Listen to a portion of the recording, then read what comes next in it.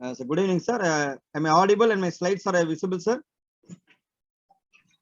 Yes, sir. Please Yes. share your slide. First of all, good evening, one and all. First of all, I thank our IAP office bearers, Dr. Ramesh Babu sir, Dr. Rajendran sir, Dr. Gopal sir, and our convener, our Guru, Dr. Tangavel sir, for giving this opportunity, and Dr. Selvan sir for helping us to present this presentation today. We'll go the presentation straightly. So my topic for today's discussion is scrub typus.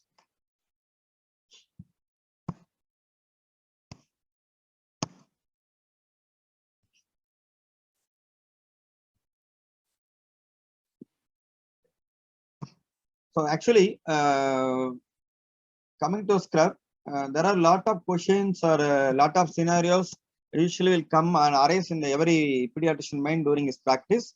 I will try to answer some of the questions, answered by some of the questions will arise in our every pediatrician's mind. So scrub typhus was now considered as one of the common tropical infection in India. It is really common or how common? So there are some studies published in India. A study from Central India showed that around 45% of cases were turned to be differential diseases, including scrub typhus, while evaluating the fewer cases. We also done a study in around in 2011 and 12 when we sent the all fewer cases for investigation. That turned to be around 40% cases were turned to be scrub positive. So another study done in the all ICU of all over India showed that scrub typhus was the second commonest cause of tropical fever in India. So why this much is common? What is the organism causing this much problem? Why this much disease in our India? So it's a scrub typhus is caused by bacteria Orientia shutsuga machine. It is mainly transmitted through the bite of an infected larval stage of thrombocytopenia mite. That's called chigger. So when a child or patients while walking or sitting, lying on the infested ground, the chigger bite and transmit the disease to the human beings. So here the main problem is the reservoir. The field mice is one of the important reservoir which will cause infection in both rural and urban areas in our country. So why this much re-emerging or why this much increase scenario of scrub nowadays in India is there is a change in land use, land cover, and mainly urbanization, population explosion, and strain on sanitation, mainly increased diversion of forest land for agriculture uses. So because of this, the common organism, the chigger, which usually were seen in the rice fields, low-lying trees, bushes, river banks, and poorly maintained kitchen gardens and grassy lands will bite the humans and cause the scrub typhus in human beings.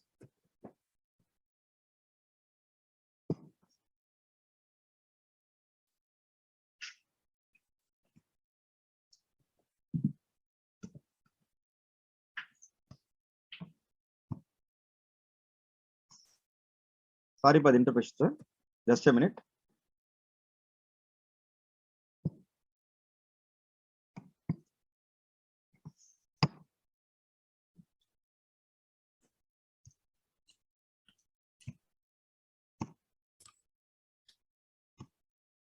Balaji, you might present without your video, or if you have a hotspot in your phone, you can use it. That will prevent the interruption of the Wi-Fi. Yes, sir. Just a minute, sir. So my slides are visible, sir? Yes, yes, visible.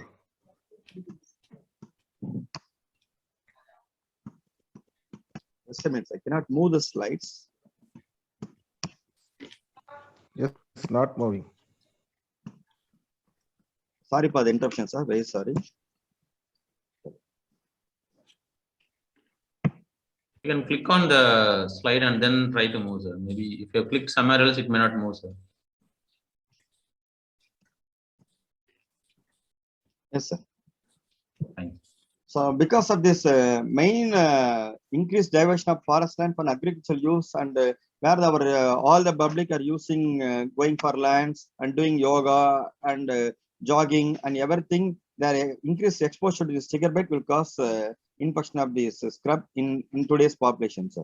So we are telling that scrub. But for the past 1 hour, all the tropical fevers were discussed so far. But what are the key clinical features to diagnose scrub? So now we see the case scenario. Here, a 5-year-old male child brought fever for 6 days. Child is having shock with increased CRT and increased capillary fill time and a pale with a generalized edema. On examination, child is having hepatosplenomegaly with thrombocytopenia with anemia. And the practitioner sent the case for ultrasound. Radiologist gave the report that GBL edema with mild ascites suggestive of viral hemorrhagic fever. In this juncture, so either pediatrician may start managing this case as a dengue or feel that the case is sick may refer. But here, there are some clues. Any case came with acute febrile illness with lymphadenopathy, along with hepatomegaly with splenomegaly, along with thrombocytopenia, there is anemia and capillary leak, which will lead to generalized edema. Please look at Eschar at hidden areas. So if you find the Eschar, it obviously gives a clue that we are diagnosed with scrub typhus. These are the key clinical features for scrub typhus. But the thing is, so many clinical features are shared by all the tropical infections. But your main thing to diagnose scrub, you have to look for Eschar at hidden areas. That's the main thing. So now everybody talking about Eschar. What is Eschar and where to look for? Eschar is the single most diagnostic flaw in scrub typhus. It is a single painless Eschar with an erythematous or black ring on the site of the finger bite, usually seen from around 7 to 97% of population in scrub typhus cases in various studies. Usually, it is found in areas where skin is thin, moist, or wrinkled, and where clothing is tight. But usually, these places will be patient may not notice, and also the practitioner also usually may not look at these places. The places are axilla, genitalia, scalp, inguinal area, perineum, and neck, and begin there. These are the places usually in the Eschar will be seen, but where we all missed it. So after the initial painless and unnoticed bite of the bacteria, it is multiply at the inoculation site. Initially, there will be a painless papilla, which will lead to ulcerate, necrotic, then regional, then generalized lymphadenopathy. In this juncture, if you don't intervene, then the disease will lead to disseminated disease with the complications. You can see the Eschar, the various stage of Eschar with evaluation. Here is just macular lesion. It's an ulcerate lesion. It is a typical black color Eschar. So it is a various stage of Eschar, and duration of the illness will tell us that according to the duration of the illness, the Escharidium morphology may change. So it is here, it is seen in the axilla, here over the cheek, here at the genitalia, and below the scrotum. So once, but many things, as the Eschar was not identified earlier, most of the scrub typhus cases end up with complications. Then what are the complications and how to look for? But just to see the scenario, 4-year-old girl presented with fever, cough and cold and headache for more than 1 week duration with breathlessness for the past 2 days, as saturation is falling around 80%. Just as the child is some ARDS-like picture, all the bacterial causes were ruled out. They would think that as a swine flu and H1N1 and plan to referral. So here another case scenario. Here, just 2 months back in the COVID scenario, 18-year-old male brought with fever, cough and cold for 1 week and breathless for past 2 days with desaturation. Obviously, everybody will think that it's a COVID pneumonia. This on evaluation, this patient have hepatosplenomegaly and raised serum creatinine and raised LFT parameters. But both the cases were have Eschar and finally diagnosed as scrub typhus. So in scrub typhus, whenever there is after the first week, when the patient goes to second week, though most of the cases end up with complications. In these complications were not recognized earlier, the mortality is quite high, up to 40 to 60%. So the most common complications were ARDS, as I mentioned earlier, and shock, which will also closely mimic to dengue shock, and many times elevated bilirubin and SGOT, SGPT may be seen in our scrub typhus cases, and in late cases, there may be serum creatinine will be elevated, presented as renal failure, and scrub typhus presented as CNS manifestation were reported in so many studies. And even we have received sudden loss of hearing loss as well as sudden loss of vision with pancreatitis, GE hemorrhage, and severe cases may go for severe myocarditis and final DAAC and multi-organ dysfunction syndrome.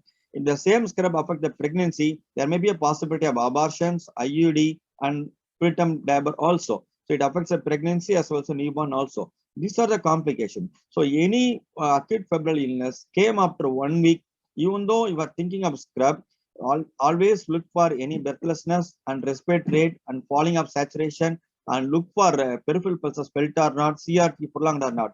Because unless otherwise you pick up these complications, the mortality is quite high. So another quite important complication in scrub typhus is shock, but many times it is closely mimicked to dengue shock. But how to differentiate whether it's a dengue or scrub? In dengue, you all know that initially our Rajma sir clearly tells that in dengue, you all know that first 3 days there will be a fever. After that, there will be a leaky face. There is a febrile period. The child's platelet count, everything will go down. The patient will go for capillary leak and shock. But in scrub typhus, the shock usually accompanies the fever. There is a persistent fever, and along with hepatomegaly, there is a soft splenomegaly. You look for the BP. In dengue, there is usually narrow pulse pressure shock. But in scrub typhus, the BP may be 120 or 110 like that. The pulse pressure will be wide. So finally, if you diagnose scrub and you start the doxycycline, the drug of choice for scrub, along with your fluids and inotropes, the response will be very quite good. So if you see the difference in scrub type, as already mentioned, there will be hepatosplenomegaly. In dengue, massive hepatomegaly. If you ask your radiologist friend, if you look for abdominal lymphadenopathy, there may be perialar and hepatic lymphadenopathy may be seen in scrub typhus. The fluid leak usually very much common in, more fluid leak common in dengue. So there may be more ascites and bilateral fluid effusion. But in scrub typhus, there is mild ascites and mild fluid effusion. And coming to investigation, usually in scrub typhus, there is CRP will be elevated and leukocytosis. In dengue, you all know that there will be leukopenia and CRP usually normal. And during shock period in dengue, there is elevated hematocrit, whereas in scrub typhus, during shock, hematocrit may be normal or low. With these differentiating features, you can easily identify whether you are dealing with a scrub or dengue. Okay, you look for Eschar, you identified Eschar, you think that it's a case of scrub typhus. Then how will you confirm it is a case of scrub? You will do Weyl-Plex test, which is very commonly available. We'll see. But in Weyl-Plex test is a erythrophil antibody test. It's a cheap, though it is available in many places. It is not a very good sensitive and specific test, so it's not recommended. The best test is IgM ELISA technique, which is a good sensitive and specificity. But the only thing is, it is usually positive after 5 to 7 days of onset of disease. If you don't have IgM ELISA test to do for your cases, there are rapid immunochromatographic tests for detection of IgG and IgM antibodies are available, which is also very have good sensitivity and specificity. The studies are published from South Korea. It is available in every places. If these rapid tests are positive, you are sure that you are dealing with a case of scrub typhus. Other investigations are not available and quite expensive, not much useful for the day-to-day practice. But you confirm the case of scrub, but your case is 1-year-old child. How will you treat? Because from our undergraduate teaching, doxycycline is not at all recommended for less than 8 years. It is everybody taught this lesson, but it is easy true, but it's not like that. American Academy of Pediatrics mentioned even in 1997 that the doxycycline can be used for all the rickettsial diseases even less than 8 years of age, because the common side of what we thought, teeth discoloration, occurs only after multiple days of therapy. So the first line of drug for scrub typhus is doxycycline. The dose is 4.5 milligram per kg per day in 2 divided doses, should be given with plenty of fluid during the meals. But the doxycycline should be given for at least 7 days or at least 3 days of febrile period to avoid the relapses. But many times the doxycycline is the base. The problem is the child will vomit the capsule. But nowadays tablets are available which can be given to child easily. The second drug is azithromycin, can be given a dose of 10 milligram per kg for 5 days. It is very safe in pregnant women and children. When the doxycycline was not tolerated by children, you can choose azithromycin for those cases. But whenever most of the scrub typhus cases, because of the late diagnosis, brought with complicated with a severe shock or ARDS-like picture, in this juncture, our IV doxycycline and IV azithromycin are quite available nowadays.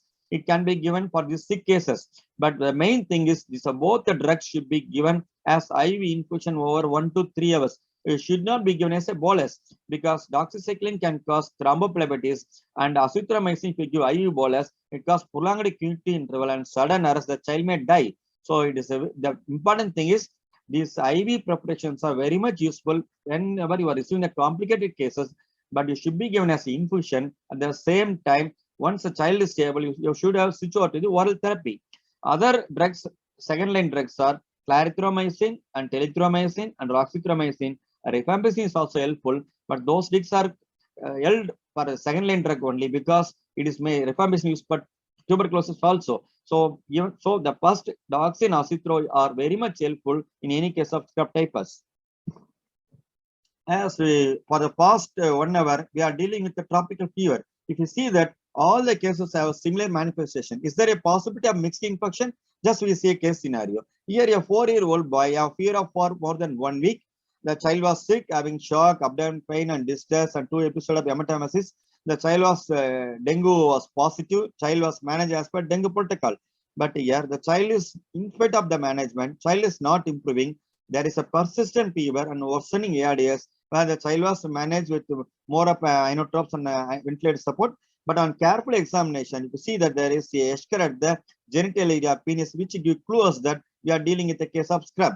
Along with the supportive measures, we have started IV doxycycline. The child improved fantastically. So, in any, if you see the all tropical infections, there is a mixed infections are possible among dengue, malaria, typhoid, leptospirosis, and sepsis also. Then now to, so this is another case where scrub with malaria both are positive. There is Eschar in the neck region. So actually, any infections, if you are giving, if you have some clinical diagnosis, you are managing as per your standard protocol. After 48 hours, so the child is not improving. It may be a scrub. Please look for Eschar at the hidden areas. Or if you diagnose as a scrub, you start at doxy. After 48 hours of doxy treatment, the child is having persistent fever. There may be some other mixed infection is possible. This is the message I want to convey here. So we all know that when the child brought with a late stage, there is a there are a lot of complications. Can I manage complications? Yes, even you can manage complications easily. So for respiratory distress, the oxygen through the axillary circuit or early non-invasive ventilations are very much helpful. Will save the patient even without invasive ventilation. We have saved so many children with these measures. And another thing is a shock. For the shock, the proper fluid boluses and inotropes are quite helpful in scrub typhus. Along with IV doxy or acitro, when these children brought with a severe shock, so inotropes and IV doxy and supportive measures save the life of the child.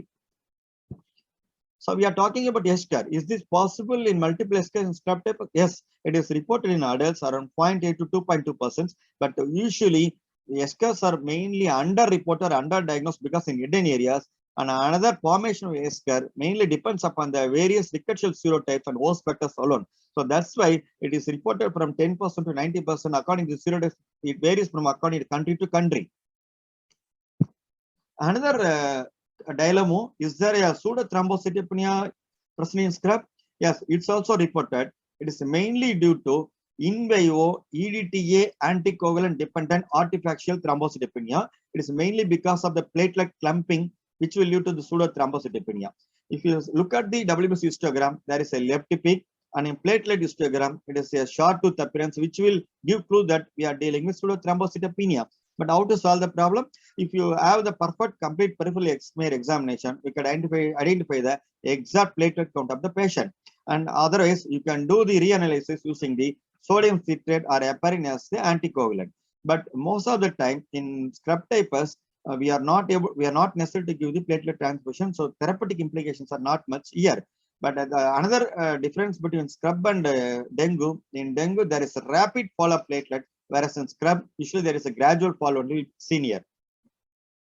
We are all talking about Eschar. Is only seen in scrub or in some other conditions? This question may arise in every practitioner. So it may seen in other rickettsial conditions like rickettsial pox and tick pox and meningococcemia and cutaneous anthrax, cutaneous leishmaniasis, and ecthyma gangrenosum due to pseudomonas infection and spider bite and tularemia and even fungal infections like aspergillosis.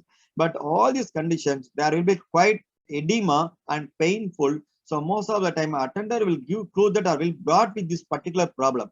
But in scrub typhus, it is a painless ulcer.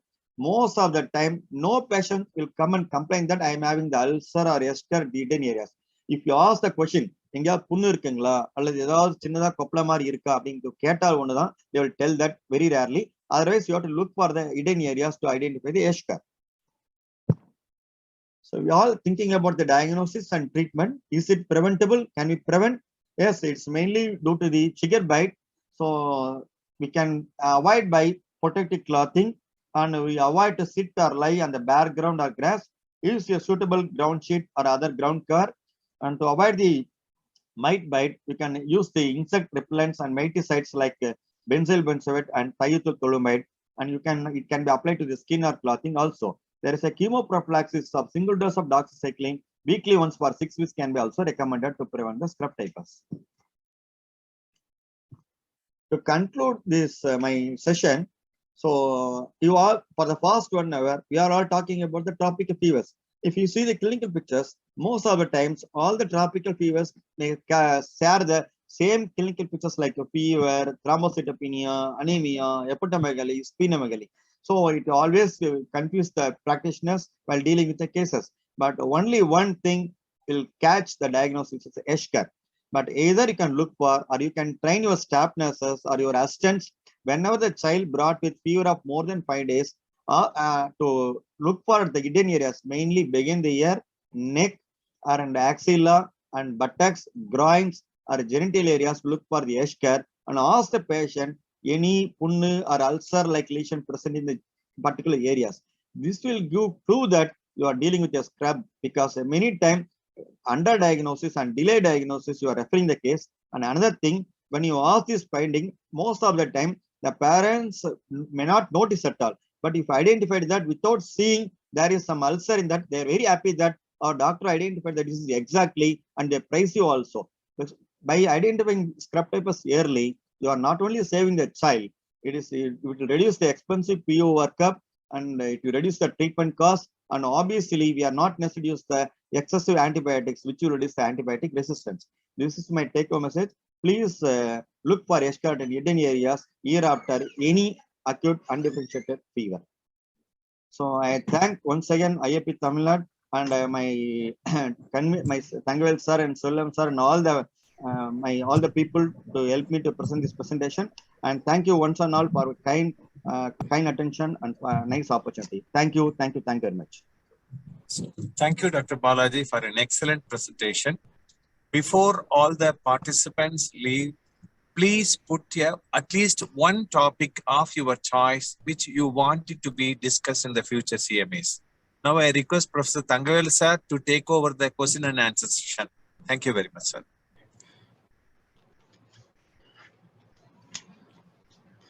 Thank you.